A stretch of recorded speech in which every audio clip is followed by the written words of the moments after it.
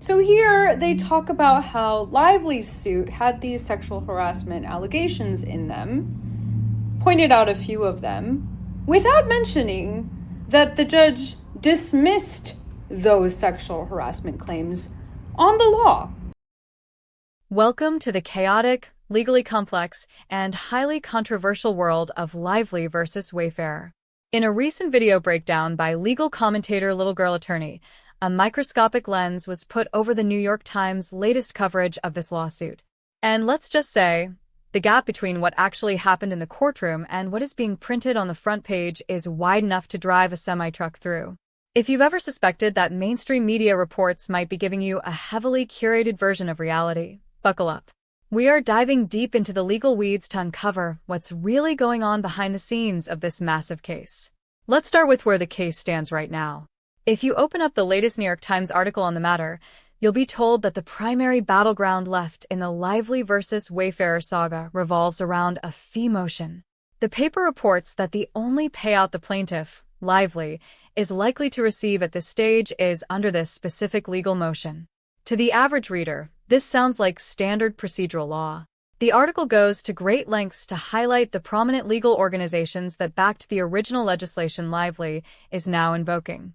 By doing this, the media creates an emotional visual, a brave plaintiff standing on the shoulders of historic legislation, fighting a righteous battle for corporate accountability. That framing is a complete illusion. The Times wants you to believe that Lively's case is the exact type of situation that lawmakers intended to protect when they wrote the bill. However, whether or not this law even applies to her situation is one of the most hotly contested, unresolved questions in the entire lawsuit. By presenting the legislation as a perfect match for her claims, the media isn't just reporting the news, they are subtly picking a side. They're building a narrative that validates Lively's legal position before the court has even made a final determination. Why would a major publication pull the wool over its readers' eyes regarding a technical legal motion? In the article, the New York Times reiterates Lively's vivid sexual harassment allegations. They subtly suggest that the subsequent legal retaliation by Baldoni and the Wayfarer parties was a direct, malicious response to her speaking out. It paints a classic David versus Goliath picture that instantly gets your emotional investment. The judge already dismissed Lively's sexual harassment claims on the law. The core allegations that started this entire media firestorm were tossed out by a legal authority because they lacked the necessary legal merit. Yet, if you only read the mainstream report, you would think those claims were still actively driving the engine of the lawsuit. To double down on this narrative, the article pulls out a single text message from a mountain of voluminous evidence.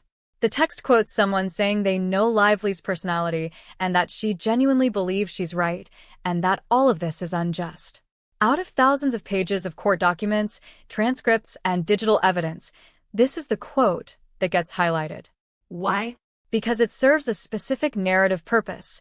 It attempts to prove that Lively had a reasonable, non-malicious belief when she brought her failed claims. Meanwhile, the article throws a tiny, insignificant bone to the defense, barely mentioning that the Wayfarer side has video evidence, including footage of a slow dance scene, proving the allegations were completely fabricated. The New York Times does mention, rather casually, that a previous defamation claim against their own publication in relation to this case was dismissed by a judge. They present themselves as victorious, detached observers. But here's what they didn't stop to mention. The New York Times is currently seeking its own attorney's fees from the Wayfarer parties. The very newspaper writing the articles about how Lively deserves her attorney's fees under this specific legal framework is also standing in line trying to get paid under similar legal concepts. By writing articles that reify and validate Lively's positioning on fee-shifting laws, the Times is essentially writing a public relations piece that supports their own legal and financial interests. Laws designed to ensure that victims of sexual harassment can speak out without being silenced by wealthy corporate entities are, in theory, an absolute necessity for a just society. But law is a game of chess, and every action has an equal and opposite reaction. Near the very end of the article, a few brave lawyers expressed a terrifying concern that should give everyone pause.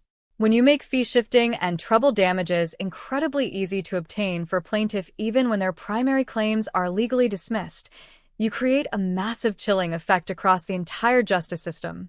When major publications fail to provide the full context of a case, especially when they have a financial stake in the outcome, it leaves the public completely uneducated about the true state of our legal system. Drop your thoughts in the comments below. Share this article with a friend who loves legal dramas.